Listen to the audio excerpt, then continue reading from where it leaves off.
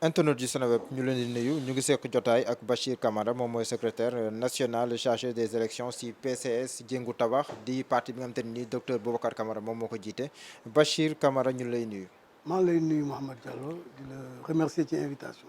bi. laaj bu njëkk bi mooy PCS Jëngu génn ci coalition jot na coalition boo xam ne ni mu ngi fa bokkoon ak président Sonko ñoom Bruno D'erneville ak ñeneen mais moom moo ci gën a njëkk a génn balaa sax Pastef bu président Sonko di ci génn ndax mën ngeen ñëwaat ci lan moo tax ngeen génn coalition jot na ci contexte bi ñu toll. waaw xam nga politique dafa am loo xam ne daf ci am solo mooy circonstance donc circonstance politique yi moo ñu amené à génn parce que dañu analyser situation bi xool ne kat ñun dañ nekkoon ci coalition au lendemain des élections présidentielles bi ñu ñëwee ba toll jamono yi ñu xam ne kat ñun dañu tabax benn programme boo xam ne bu ñu wax tabax te bëgg nañu nit ñi gën ko xam réfléchir ci échanger ko parce que c'est un programme boo xam ne dañu faire intervenir énormément d'experts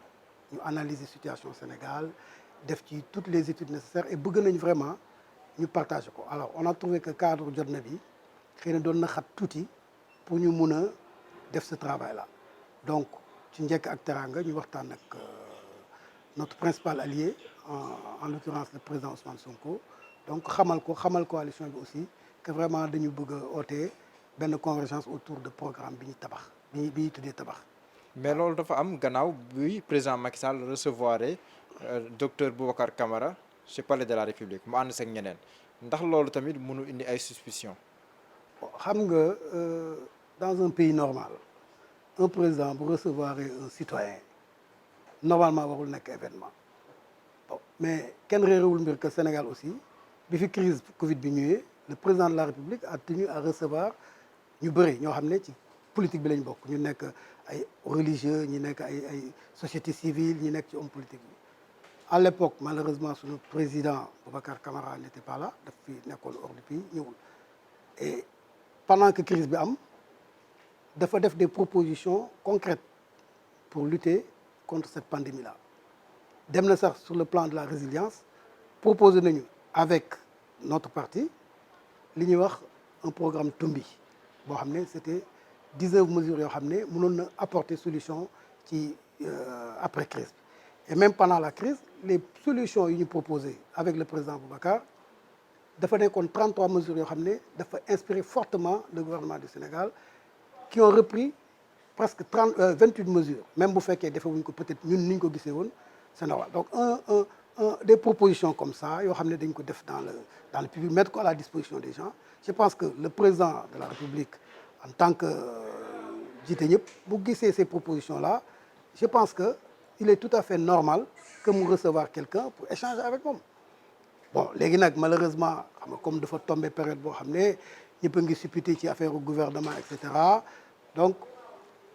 l'amalgame est vite fait en disant que voilà et en parlant surtout de transhumance je pense que c'est manquer un peu de respect à l'histoire de notre président à l'histoire de notre parti et puis aux idéaux de notre parti yi ñu posé quoi. xalaatoo leen transhumé.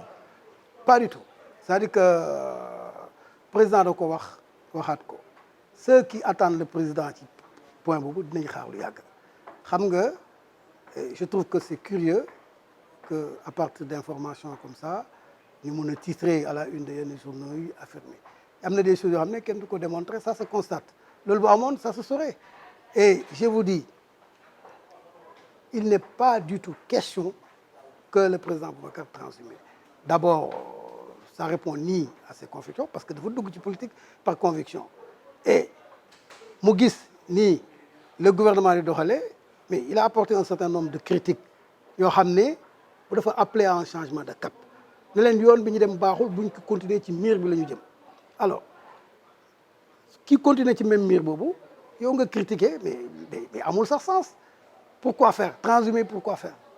ça n'a pas de sens c'est complètement ridicule. si yenn xibaar yu ñu am. PCS Jëngu Tabax bëggoon na jénn coalition jot na bu yàgg. waaye bi ñuy wax ne que gouvernement bu bees dinañ ko fi teg moo taxul mu xaar ba loolu jàll pour jénn ndax loolu da nga koy dëggal. non c'est vrai que dañuy wax ne olof dafa ne tombé moo waxal ay gaaf nga xam nga ñun suñu idée d'abord c'est que coalition dafa dictée par les circonstances politiques doo tëb def coalition mais il faut nga am pour lan on a mis la coalition après les élections de 2019 parce qu'il était question que nous fusionnions pour faire un bloc. Non, nous, on a considéré que nous devions massifier sur nos partis. Alors, et comme on avait d'excellents rapports avec nos alliés, on a tenté de faire quelque chose avec cette coalition-là. Mais donc, comme il m'a expliqué tout à l'heure, la coalition doit devenir khat pour l'Union pour le Sénégal et l'Union aussi comme l'ensemble des gens qui sont intéressés par ce programme-là. ngeen génn yàggul dara Sonko génn loolu tam noo koy jàngatee. xam nga dañuy wax dafa am tubaab lu muy wax on limite que ce qui est bien boo gisee peut-être nit ku def lu baax jaadu na nga def ko parce que aussi ça veut dire que aussi on était sur la bonne voie et que peut-être même buñ ko waxul il y a quelque chose qui en tout cas qui empêche que cette machine-là fonctionne comme il faut. Donc et d'ailleurs ce n'est pas le seul parce que il y a d'autres partis qui sont sortis de cette coalition. Avenir Sénégal bi ñu bëgg tam génn na. waaw la preuve ça veut dire que ils ont peut-être leur raison mais ñun je pense que si vous avez l'occasion ils pourront vous donner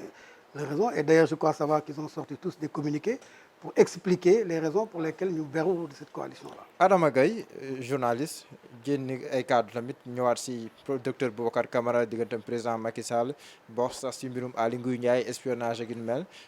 loolu tamit loolu na si réagir. Bon xam nga loolu ça l'engage ñun ce qui nous concerne mooy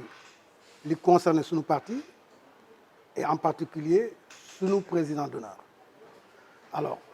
li muy wax ça l'engage il pourra vous apporter la preuve etc. mais li muy wax d'abord Sénégal yëpp ko weddi parce que xam nañ kuy Boubacar am na foo xam ne ku ko fay séntu moom doo ko fa xaar donc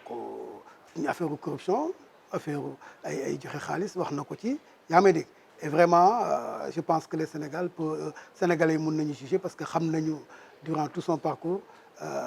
preuve probité ak jub bi mu def quoi et qui a été salué par une bonne partie en tout cas des Sénégalais. D'ailleurs sax le président moom bind na tontu ko weddi lépp ba mu set. waaw pardon. président Boubacar Camara bind na tontu ko weddi lépp. waaw xam nga loolu mën na ko sax bañ a fekk ndax parce que am na loo xam ne ku xam Boubacar xam Sénégal xam na am na affaire yoo xam ne doo ko ca fekk mukk léegi nag c'est vrai que ça fait peut-être vendre ou day xumbal waxtaan yi rek mais xam nañu mos kuy xaar Boubacar pour mu transhumer yaa di nga xaar lu yàgg waaw vraiment. léegi pour tëj seen parti ak coalition bi nga xamante ni bu ngeen ko fay sanc lan ngeen siy séentu fan ngeen jëm si wàllum politique. bon xam nga ñun suñu parti dañu wax ne dañu am un programme boo xam ne ça fait des années ñu travaillé ci nekkuñu loo xam ne dañuy ñëw rek critiquer lii baaxul et cetera dañ ko mettre pour dem vers un Sénégal enfin peut-être pas émergent, un Sénégal prospère et développé c'est ça notre but ñu wékk ko ci programme boo xam ne dañ ko travailler avec des experts yu bëre yoo xam ne liggéey nañ ko léegi nag ñun dañu bëgg l'ensemble des gens yi nga xam ne intéressé nañu par le devenir du Sénégal ñu ñëw dans cette coalition tabax là ñu gën a améliorer ce qui peut l'être et ñu travailler autour de ça pour mettre en application ce programme bi nga xam ne ñun xam nañ ne mun na placer Sénégal ci rampe développement.